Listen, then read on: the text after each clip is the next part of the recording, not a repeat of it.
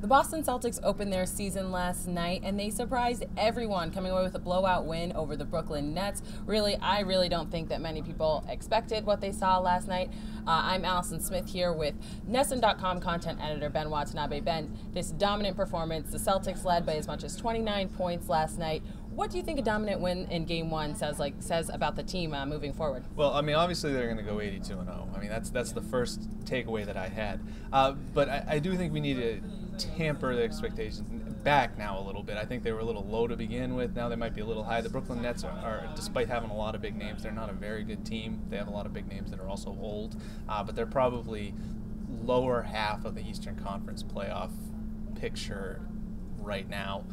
So you're going to look good when you're playing against a team that's not great. At the same time, you know, they were considered to be better than the Celtics, and that didn't seem to be the case last night.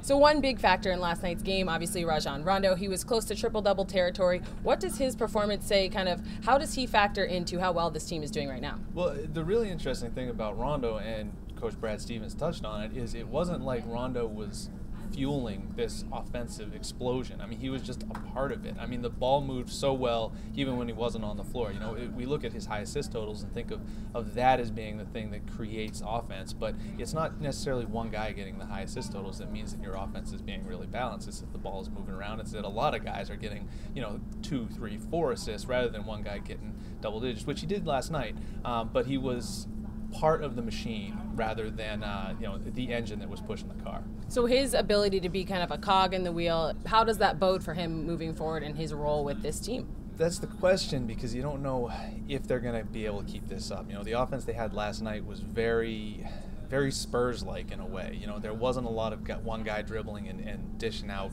making plays for other people. Rondo was obviously very effective in that last night, but how long will that last before he falls back into his old habits? Well, we'll definitely have everything Celtics-wise covered on NESN.com. Ben will be writing a couple of stories. We've got Zach Cox on the beat, so make sure that you stay tuned and bookmark us so you don't miss any of the hot topics.